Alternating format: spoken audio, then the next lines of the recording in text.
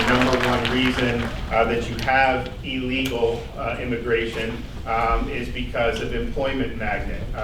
And so when you have people that are coming, a lot of times there'll be businesses throughout the country, but including here in Florida, that will hire cheap foreign illegal labor that undercuts American wages and obviously creates an incentive for people to come illegally. And I support things like a wall, but really the number one reason I think that you see a flow is because of that. So what we're doing today is I'm calling on the legislature to work with people like Senator Gruters and Representative Byrd to enact mandatory E-Verify legislation in Florida. And what that will do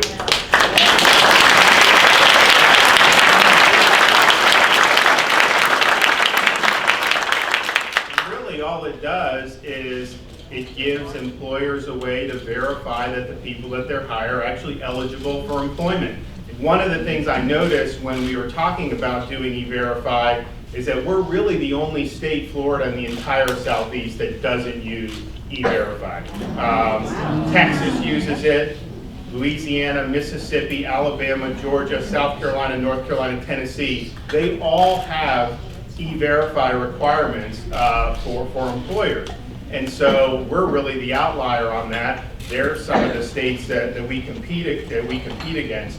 And so we think it's very, very important. What I think you will see, obviously it creates a disincentive for people to come illegally if you have E-Verify, but I think what it does is it further tightens the labor market, has rising wages at the bottom for our blue-collar workers here in Florida. And I think that's something that we should all want to see. You've seen it actually a little bit over the last couple of years, I think largely because there have been efforts to combat illegal immigration.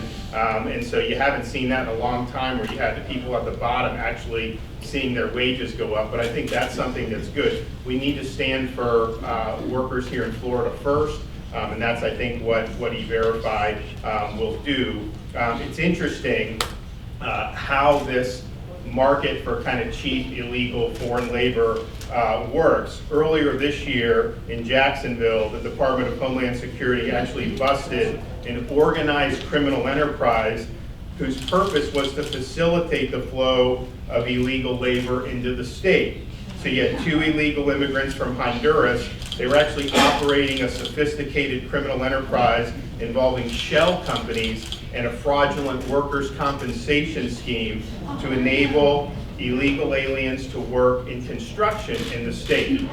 To me, for it to work, they're going to have to put in the proper sanctions, because you know these companies, they run on money. Everything comes down to money.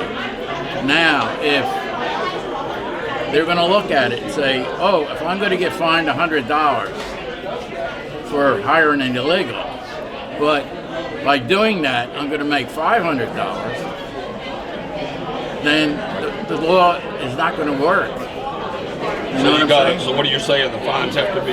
They've got to put substantial fines or maybe even jail time. But I want people to come into this country legally, and we want them to become Americans, integrate into our society, our ways, and our laws. I think that DeSantis is moving forward with having us to have non-sanctuary cities, because it hurts Americans when that is not in effect. And of course, we're 100% for E-Verify, and I'm disappointed that we haven't moved forward on that, so far. Again, the governor's doing a lot of the things that he talked about when he was running for governor, and certainly the things they said today make a lot of sense. E-Verify is a really simple solution to the part of the problem of people coming to work illegally, and I think they hit some of the highlights.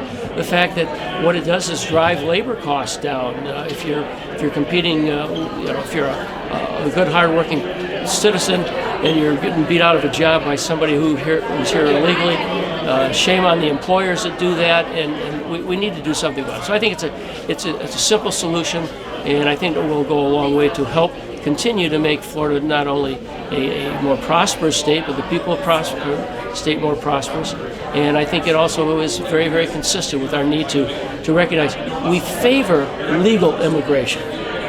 But illegal immigration is against the law.